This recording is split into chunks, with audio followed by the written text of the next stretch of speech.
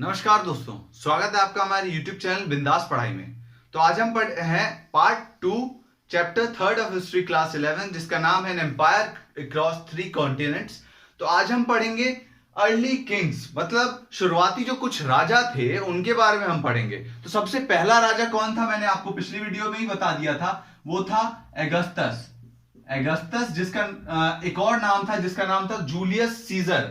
Julius Caesar से उसने अपना नाम अगस्टस कर लिया। ठीक है, तो अगस्टस जो था वो पहला राजा था कहां का, रोमन एम्पायर का। तो ये कब राजा बना, 27 BCE में ये क्या बन गया, राजा बन गया। BCE मतलब बिफोर क्राइस्ट एरा, मतलब कि क्राइस्ट के जन्म से 27 साल पहले ये क्या हो गया, ये राजा बन गया। कहां का, रोमन एम्पायर का। इसने सारे सेनेटर्स को हरा दिया और अकेला राजा बन गया, सुप्रीम लीडर बन गया पूरे रोमन एम्पायर का। तो भैया अगस्टस अमर तो है नहीं, कभी ना कभी तो मरेगा। तो अगस्टस के बाद कौन राजा बना, अगस्टस के बाद राजा बना अपना टिबेरियस। टिबेरियस जो था वो अगस्टस का अपना बेटा नहीं था। टिबेरियस भैया जो है अपने, वो अगस्टस के अपने बेटे नहीं है। अगस्टस ने क्या किया था, अगस्टस ने देखा मेरा जो बेटा है या फिर मेरे जो सगे संबंधी हैं वो भैया लायक नहीं है कि वो पूरे किंगडम को संभाल पाए। बड़ा अच्छा था अपना अगस्टस भैया, तो इसने क्या किया, इसने एक होनहार व्यक्ति को चुना, एक बड़े ही काबिल व्यक्ति को चुना और उसको क्या किया, एडॉप्ट कर लिया अपने बेटे के तौर पे उसने एडॉप्ट कर लिया। जबकि ये जो था टिबेरियस वो उसका अपना बेटा नहीं था। ठीक है, तो टिबेरियस भैया को उसने अगस्टस जी ने एडॉप्ट कर लिया और बोला भैया आज से आप राजा, आप संभालो पूरे रोमन एम्पायर को, हमारे जो सगे संबंधी है वो इस काबिल नहीं है। तो भैया टिबेरियस जी ने क्या किया, बड़े अच्छे से किंगडम को संभाला। तो अगस्टस जो था उसके समय पे बड़ी शांति थी। अगस्टस के समय को पीस के लिए भी जाना जाता है, टाइम ऑफ पीस के नाम से भी। अगस्टस का जो पूरा राज्य था उसने जितने टाइम तक शासन किया उतने टाइम तक के लिए बड़ी ही शांति बनी रही पूरे रोमन एम्पायर में। अब उसके बाद टिबेरियस भैया अपने आ गए, किंग बन गए। तो टिबेरियस जी जो थे वो भी बड़े शांत प्रकृति के आदमी थे। अगस्टस ने टिबेरियस को चुना तो इसके अंदर कुछ तो क्वालिटीज होंगी। तो टिबेरियस भी बड़ा शांत प्रकृति का था और टिबेरियस के पास इतना ज्यादा बड़ा साम्राज्य था जो अगस्टस से उसको मिला था कि उसको और ज्यादा अपने साम्राज्य को बड़ा करने की जरूरत ही नहीं थी बिल्कुल। ठीक है, तो टिबेरियस ने बड़े अच्छे से अपने शासन को चलाया, अपने पूरे साम्राज्य को चलाया, अपने साम्राज्य की इकोनॉमिक सिस्टम मतलब समृद्धि के लिए बहुत सारे स्टेप्स उठाए और उसने कोई एक्सटेंशन नहीं किया, मतलब एम्पायर को और फैलाया नहीं। उसने उतने एम्पायर में ही डेवलपमेंट किया और बहुत सारी अच्छी अच्छी समृद्धि की चीजें अपने एम्पायर में जोड़ी।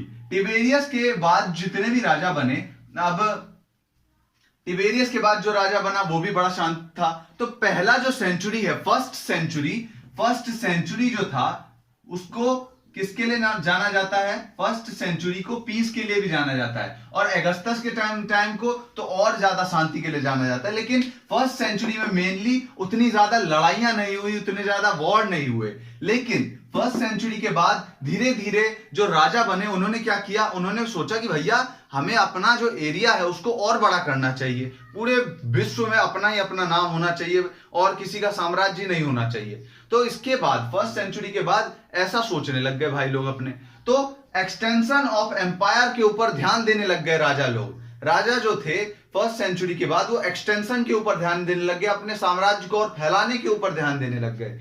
तो एक्सटेंशन में उन्होंने क्या किया कि अपने साम्राज्य को फैलाने के लिए क्या किया, अब ये पूरा रोमन एम्पायर है मान लीजिए। ठीक है, ये पूरा क्या है, रोमन एम्पायर है। तो रोमन एम्पायर जो है, अब उसके आसपास ये छोटे छोटे जो हैं वो भैया लोग अपने, ये भी अपने अपने छोटे छोटे एम्पायर हैं, ये भी अपने छोटे छोटे किंगडम है, एम्पायर नहीं है किंगडम है ये छोटे छोटे। ठीक, तो इन्होंने क्या किया, रोमन एम्पायर ने बोला भैया देखो हम आक्रमण करेंगे तुम्हारे ऊपर, सह पाओगे नहीं हमारा जो आक्रमण है उसको, और हारना तो तुम्हारा निश्चित है, फालतू में काय मरवाओगे अपने आर्मी को। ठीक है, तो आप क्या करो कि हमारे अंडर में आ जाओ, हमें अपना साम्राज्य जो है वो हमारे अंडर में ले आओ, पूरे रोमन एम्पायर के अंडर में ले आओ। तो इन्होंने भी बोला कि भैया सही बोल रहे हैं, हमारे ऊपर अटैक करेंगे वैसे ही मरना तो तय है, तो अंडर में ही आ जाते हैं। तो भैया रोमन एम्पायर और बड़ा हो गया, अब इतना बड़ा हो गया रोमन एम्पायर। ठीक है। तो ये जो छोटे छोटे साम्राज्य हैं, ये जो थे वो डिपेंडेंट थे रोमन एम्पायर के ऊपर, रोमन एम्पायर के ऊपर कहीं ना कहीं डिपेंडेंट थे ये लोग। तो रोमन एम्पायर ने क्या देखा, वैसे भी हमारे ऊपर ये लोग डिपेंडेंट ही हैं, तो इसको क्या करते हैं, पूरा ही अपने अंदर ले लेते हैं, अपने साम्राज्य में इन लोगों को भी इंक्लूड कर लेते हैं। तो इन लोगों को भी इंक्लूड कर लिया, छोटे छोटे जो किंगडम थे उनको, और उसके कारण इसको बहुत ज्यादा सफलता भी प्राप्त हुई। जैसे कि एक किंगडम का नाम था हिरोड्स। हिरोड्स किंगडम जो था वो बहुत ज्यादा सोने का, मान लीजिए, खदान था, वहां पे बहुत ज्यादा सोना था। ठीक, तो वहां पे इतना ज्यादा सोना था कि 2-2, 3-3 लाख किलो सोना, एक इतने छोटे से बहुत छोटा सा किंगडम था ये, तो 2-2, 4-4 लाख किलो सोना तो ऐसे ही निकल जाता था हिरोड्स किंगडम से।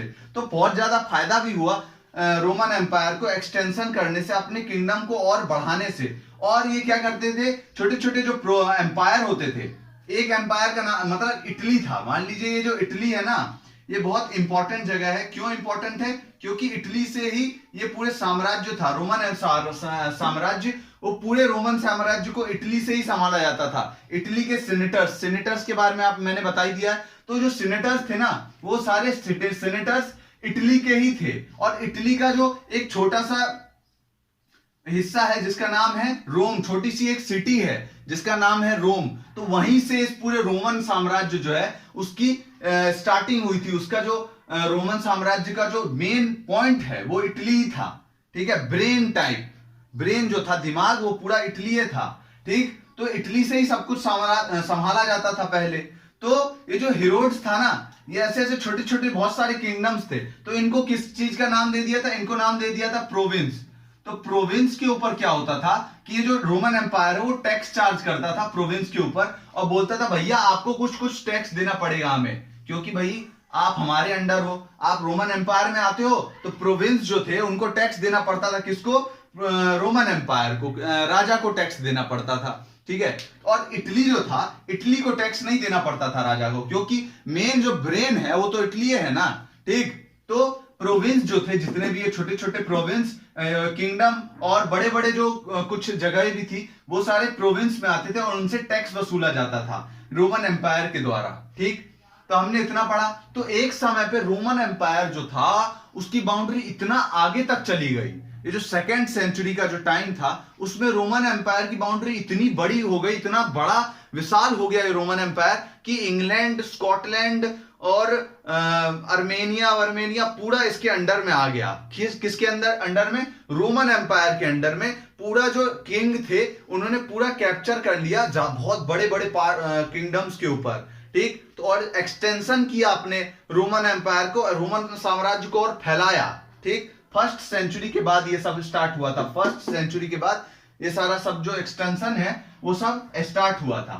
तो अब तीसरा जो पॉइंट है वो है शिफ्ट ऑफ पावर।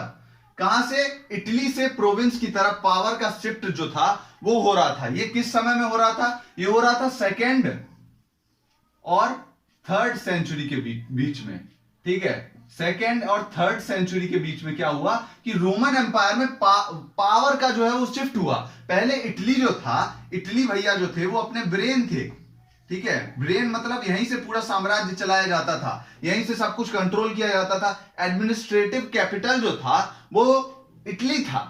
ठीक, लेकिन क्या हुआ, धीरे धीरे पावर में शिफ्ट, जो इटली का जो पावर है वो शिफ्ट हो गया किसकी तरफ, प्रोविंसेस की तरफ। बहुत सारे प्रोविंसेस थे। तो ये कहां के प्रोविंस थे उसके बारे में पढ़ते हैं। तो ये जो मेडिटेरियन सी आपको दिख रहा है ना, इसके ऊपर का जो एरिया है और उसके आसपास का जो ये मेडिटेरियन सी है ना, ये एक तरीके से दिल है रोमन एम्पायर का, जो है वो दिल है ये जो मेडिटेरियन सी है, और बहुत इंपॉर्टेंट रोल प्ले कर रही है रोमन एम्पायर में मेडिटेरियन सी।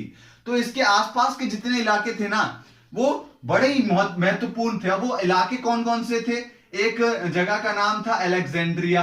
ये जो था वो बहुत ही इंपॉर्टेंट जगह थी। अलेक्जेंड्रिया जो थी वो बहुत ही इंपॉर्टेंट जगह थी और है भी। ठीक, और दूसरा क्या था, दूसरे का नाम मान लीजिए एंटियोक भी था, एक बहुत इंपॉर्टेंट जगह। एंटियोक जो था वो बहुत इंपॉर्टेंट जगह था, आगे जाके पूरे रोमन एम्पायर का कैपिटल भी बना, क्या, एंटियोक। और ऐसे ही 3-4 और जगह थी। स्पेन का जो बहुत सारा इलाका था, तो उसको वो भी प्रोविंस में आता था। प्रोविंस मतलब ये कि इंपॉर्टेंट जो सिटीज हैं उनको प्रोविंस का भी नाम दे दिया गया था, जहां से पूरा जो सिस्टम था वो चलाया जाता था। पहले इटली से सिस्टम चलाया जाता था। तो हमने देखा कि पावर का शिफ्ट हो रहा था, कहां से? इटली से प्रोविंसेस की तरफ। कहां से? इटली से प्रोविंसेस की तरफ पावर का शिफ्ट हो रहा था। जो पावर्स पहले इटली के पास थी वो अब इंपॉर्टेंट जो प्रोविंस थे, जैसे कि अलेक्जेंड्रिया, एंटियोक और स्पेन के बहुत इंपॉर्टेंट जगह थी, उनके पास ये पावर्स जो थी वो जाती जा रही थी इटली से। ठीक, तो भैया प्रोविंस के पास क्यों जा रही थी पावर, ये जानते हैं। तो भैया वेल्दीएस्ट सेक्शन जो था, वेल्दीएस्ट सेक्शन, वेल्दीएस्ट क्लास कहां का? इन सिटीज का, इन प्रोविंसेस का। अब धीरे धीरे जो पावर था वो किसके पास? पहले किसके पास था पावर? अगस्टस भैया जी ने किसको दिया था पावर? टैक्स वसूलने का या फिर अपनी जो छोटे छोटे एरिया है उनको चलाने का, वो पावर दिया था अगस्टस जी ने सेनेटर्स को। किसको? सेनेटर्स को दिया था ये पावर। अब सेनेटर्स जो थे उनके पावर में कमी करने के लिए क्या किया? जो अगस्टस और टिबेरियस फर्स्ट सेंचुरी के बाद, सेकंड सेंचुरी के बाद जितने भी राजा बने ना, उन्होंने क्या किया? सेनेटर्स से ये सारी पावर छीन ली और वेल्दिएस्ट सेक्शन को दे दिया। अब सेनेटर्स भी वेल्दिएस्ट सेक्शन था भैया। अब आप बोलोगे कि आपने बताया था कि सेनेटर्स जो थे वो वेल्दिएस्ट सेक्शन थे, लेकिन सेनेटर्स जो थे वो इटली के वेल्दिएस्ट सेक्शन थे, मतलब इटली से आते थे ये सारे सेनेटर्स। लेकिन ये जो वेल्दिएस्ट क्लास था वो प्रोविंसेस से आता था। कहां से? प्रोविंसेस से आता था। ठीक है, ये इंपॉर्टेंट जो सिटीज थी उनसे आता था। अब इन्होंने राजा जो थे उन्होंने क्या किया? ये जो सेनेटर्स की जो पावर थी टैक्स वसूलने की और अपने जगहों को चलाने की, वो किसको दे दी? वो पावर दे दी वेल्दिएस्ट सेक्शन को। सेनेटर्स से छीन के ये पावर दे दी वेल्दिएस्ट सेक्शन को। तो वेल्दिएस्ट सेक्शन को जो दे दिया सेनेटर्स से छीन के, तो वो किसके हाथ में चला गया? प्रोविंसेस के वेल्दिएस्ट सेक्शन थे। तो धीरे धीरे क्या हुआ कि सेनेटर्स कहां के थे? इटली के। और ये वेल्दिएस्ट क्लास कहां का था? प्रोविंसेस का। धीरे धीरे हम देख रहे हैं कि इटली से प्रोविंसेस की तरफ सारी पावर जा रही है।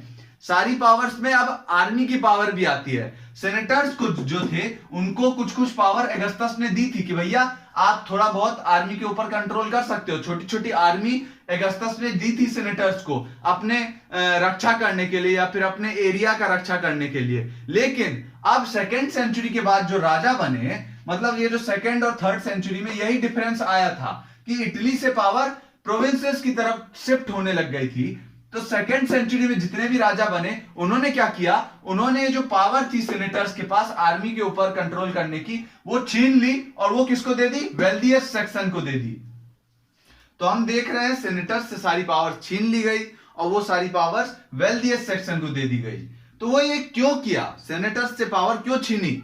सेकेंड सेंचुरी के बाद जो राजा बने उन्होंने इसलिए छीनी पावर क्योंकि उन राजाओं को डर था कि भैया सेनेटर्स जो हैं वो अपने पहले जैसे ना हो जाए। मतलब कि रिपब्लिक के समय पे जो थे अगस्टस ने राज बैठाया था, उससे पहले जो थे 27 बीसीई से पहले का जो टाइम था उसमें सेनेटर्स अपना अपना राज्य करते थे भैया अपने अपने छोटे छोटे एरिया के ऊपर। तो सेकेंड सेंचुरी के बाद जितने भी राजा बने उनको ये डर था कि वापस से ये पूरे रोमन एम्पायर पे अपना कब्जा ना कर ले, ये सारे सेनेटर्स एकजुट ना हो जाएं और अपना कब्जा ना बैठा लें रोमन एम्पायर पे। तो इन्होंने क्या किया कि सेनेटर्स से सारी पावर छीन ली और वेल्दिएस्ट क्लास को सारी पावर दे दी और इटली का जो पावर था वो सारा प्रोविंसेस की तरफ शिफ्ट होने लग गया। अब इटली जो था वो इस पूरे रोमन एम्पायर का ब्रेन नहीं बचा। अब ये ब्रेन क्या बन गए थे?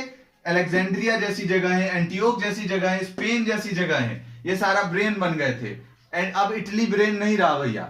ठीक, तो हमने ये सारा देखा कि पावर का शिफ्ट कैसे हुआ। अब एक और इंपॉर्टेंट चीज है कि सिटीज जो हैं, जो सिटीज थी वो अपनी अपनी एरिया से उन लोगों का जो था वो फिक्स्ड था। सिटीज का, छोटी छोटी सिटीज हुआ करती थी उस समय में। ठीक, और विलेजेस का भी अपना एरिया था फिक्स। अब विलेज जो है वो उसने अगर तरक्की की, मान लीजिए विलेज ने अपना एग्रीकल्चर प्रोडक्शन बढ़ाया, अपना किसी चीज का प्रोडक्शन में वृद्धि की अपने, तो विलेज जो था उसको सिटीज का दर्जा दे दिया जाता था। अब मान लीजिए सिटीज ने अपने प्रोडक्शन में गिरावट कर ली, सिटीज जो थी वो अब डेवलप्ड होती हुआ करती थी, लेकिन अब कुछ कारण हुए सिटीज में डेवलपमेंट कम होने लग गई। तो सिटीज को विलेज भी बना दिया जाता था उस समय में। मतलब अच्छा काम अगर विलेज ने किया तो विलेज को सिटी बना देंगे, और सिटी ने बुरा काम किया तो सिटी को विलेज बना देंगे। ऐसा चलता था। अब ऐसा चलता था। अब एक और इंपॉर्टेंट चीज है कि भैया सिटीज जो थी उसमें रहने के बहुत सारे फायदे थे एज कंपेयर टू विलेजेस। ये जो दर्जा ऊपर और नीचे का जो था ना, इसके बीच में एक कारण था कि भैया क्यों विलेज जो थे वो सिटीज से कम जरूरी थी, सिटीज विलेजेस से क्यों ज्यादा जरूरी थी। तो जरूरी इसीलिए थी क्योंकि सिटीज में रहने के कुछ फायदे थे। अब वो फायदे क्या थे कि फूड शॉर्टेज मान लीजिए कभी हुआ, पूरे रोमन एम्पायर में खाने की कमी हो गई कभी, ठीक है, खाना जो है वो फूड शॉर्टेज हो गया वहां पे रोमन एम्पायर में पूरे। अब विलेजेस में खाने की कमी हो गई पूरे विलेजेस में। लेकिन सिटीज में क्या हुआ करता था कि सिटीज में कभी खाने की कमी नहीं हुआ करती थी। क्यों? क्योंकि सिटीज जो थी वो अपना स्टोर करके रख लेती थी बहुत सारा फूड। अब विलेजेस में स्टोरेज फैसिलिटी तो होगा नहीं, बड़े बड़े गोदाम्स तो होंगे नहीं विलेजेस में, तो ये गोदाम्स कहां पे होते थे? सिटीज में। इसीलिए सिटीज में कभी फूड शॉर्टेज नहीं होता था। मान लीजिए पूरे रोमन एम्पायर में भी अगर अकाली फैल गई ना, तो इंपॉर्टेंट जो सिटीज हैं उनमें कभी खाने की कमी नहीं होगी। मतलब हो तो जाएगी ही, लेकिन अगर 1 साल हो गया, 2 साल हो गया, 2-3 साल तक खाने की कमी कभी नहीं आएगी, अगर पूरे रोमन एम्पायर में भी खाने की कमी आ गई तो भी। ठीक, तो पहला फायदा ये था। अब दूसरा फायदा क्या था? दूसरा फायदा ये था कि एंटरटेनमेंट के बहुत सारे साधन सिटीज में मौजूद थे जो कि विलेजेस में मौजूद नहीं थे। अब एंटरटेनमेंट के साधन क्या होते हैं? अब एंटरटेनमेंट मतलब आपको पता ही है, मजा मस्ती मौज करना। तो एंटरटेनमेंट के जो साधन थे वो बहुत सारे मौजूद थे। कहां पे? सिटीज में एज कंपेयर टू विलेजेस। अब एंटरटेनमेंट के साधन कौन से हैं? तो उस टाइम में एक बहुत इंपॉर्टेंट फीचर था रोमन एम्पायर का, वो क्या था? Public bath. अभी भैया पब्लिक बाथ क्या है? तो बाथ से हमें समझ में आ रहा है नहाना। तो नहाना से समझ में आना चाहिए आपको कि बड़े बड़े स्विमिंग पूल्स जो होते हैं ना, वैसे ही बड़े बड़े आज के जमाने में जो स्विमिंग पूल्स आपने देखे होंगे बड़े बड़े, तो कुछ वैसे ही बड़े बड़े पब्लिक बाथ हुआ करते थे रोमन एम्पायर के समय में, बड़ी बड़ी सिटीज में। ठीक, तो ये केवल सिटीज में ही हुआ करते थे, विलेजेस में नहीं होते थे। तो ये सिटीज में बड़े बड़े पब्लिक बाथ होते थे जो केवल रोमन एम्पायर में ही हुआ करते थे। अगर हम बात करें ईरानियन एम्पायर की, तो ऐसे कोई बात नहीं हुआ करते थे। ईरानियन जो थे वहां पे पानी की कमी थी, लेकिन रोमन एम्पायर में कभी पानी की कमी नहीं थी। बहुत सारे ज्यादा मात्रा में पानी यहाँ पे मौजूद था। कहां पे? रोमन एम्पायर में। अब ये लोग मजा मस्ती करने के लिए क्या करते थे कि बड़े बड़े स्विमिंग पूल्स बनाते थे और उसमें आराम से सारे लोग नहाते थे। इतने बड़े बड़े ये स्विमिंग पूल्स हुआ करते थे कि एक बार में 100 लोग अंदर घुस के आराम से नहा सकते हैं मजे मस्ती करते हुए। तो ये जो स्विमिंग पूल्स थे वो केवल सिटीज में ही मौजूद थे, विलेजेस में मौजूद नहीं थे। अब और भी बहुत सारे साधन थे एंटरटेनमेंट के, जैसे कि बहुत सारे शोज हुआ करते थे सिटीज में, बहुत सारी मेला लगा करता होगा, और ऐसे ही बहुत सारी चीजें हुआ करते होगी जिससे एंटरटेनमेंट सिटीज में होता था। लेकिन ये सारी विलेज में नहीं होता था। विलेज के लोग दौड़ दौड़ के आते थे सिटीज में देखने के लिए ये सारी चीजें। ठीक, तो हमने देखा कि सिटीज में रहने के क्या फायदे थे एज कंपेयर टू विलेजेस। और धन्यवाद इस वीडियो को देखने के लिए। अगर आपको वीडियो पसंद आई हो तो प्लीज वीडियो को लाइक कीजिए, शेयर करिए और प्लीज चैनल को सब्सक्राइब करिए। धन्यवाद।